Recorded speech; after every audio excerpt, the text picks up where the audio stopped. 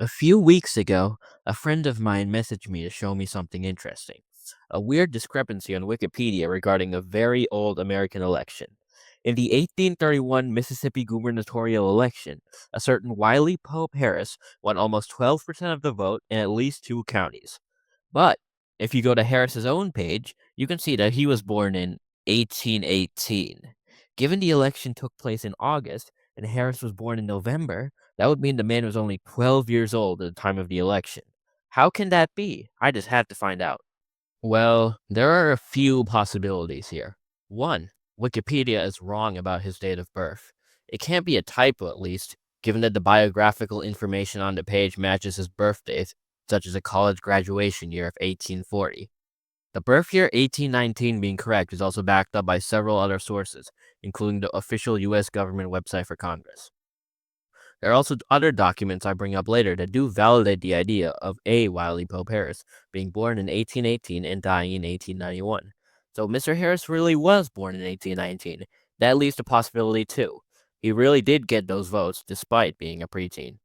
Well, I couldn't rule it out yet, and it would be really funny if it was true. You know, Wiley Pope Harris, super genius. But I couldn't just throw my hands up and say case closed without looking into the matter further. The age discrepancy isn't the only strange thing about Harris's Wikipedia page. The info box for him states that he was born William Augustus Lake. This is innocuous on its own, but if you look upwards, the info box also states that he was succeeded in his house seat by William Augustus Lake, who has his own page and who is definitely a distinct person from Mr. Harris. I didn't investigate this much further, and I suspect this is a genuine mistake, but it did offer a clue. What if there was a separate Wiley Pope Harris who was being conflated with the Wiley Pope Harris on the page?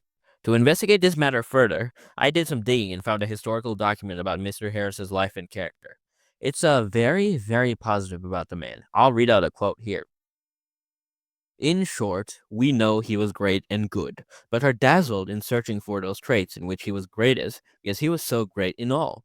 He would have been thought of great in any age or country. He easily ranked among the first in this, and was easily the greatest man ever born on Mississippi soil. Despite all this positivity, the document conspicuously fails to mention any sort of gubernatorial run at a young age in his biographical sections. It appears that Mr. Harris did not run in a gubernatorial election at the age of 12 after all. But then, where does the misconception come from? The answer seems to come from page 36. Wiley P. Harris, then a mere boy, was adopted by his father's brother, for whom he had been named. So, Mr. Harris had an uncle of the same name. It seemed all but certain that this was the man who had run, but I needed some definite proof. It was here that my friend came in clutch. By the way, shout out to the waiver on Discord. Without him, this video would not have been possible. He sent me an old newspaper article about the death of one General Harris. The article clearly states that, in 1832, he was called upon to become a candidate for governor of the state. He was defeated by a combination of circumstances which placed Governor Scott in office. So as it turns out, Wiley Pope Harris indeed did not get that percentage of the vote as a literal 12-year-old. It was an uncle of the same name. I'm sure this is far from the only time such misunderstandings have been made, but in this case, it ended up causing a pretty funny evening between me and my Discord mate. If there are any Wikipedia heads watching this, it would probably be best if this ended up being edited. The closest thing to such a young governor in American history appears to be Stephen T. Mason, who became the governor of Michigan. Although this is ye olden days, the borders are pretty fucked up, at the age of 22. Hardly 12, but still pretty young.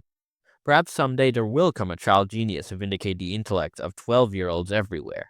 Hey, if you made it to the end, I have a special segment for you. Give it up for the fish of the week. Today's fish of the week is the unicorn crestfish, Eumachictus fisci. This fish is a somewhat close relative of the famous giant oarfish, though it is substantially smaller at only around 6 feet on average. The name comes from the top of the head jutting out like the horn of a unicorn, which distinguishes it from its relatives such as this monstrous dealfish. Apparently, it can also expel black fluid from its anus to repel predators. Alright, bye y'all.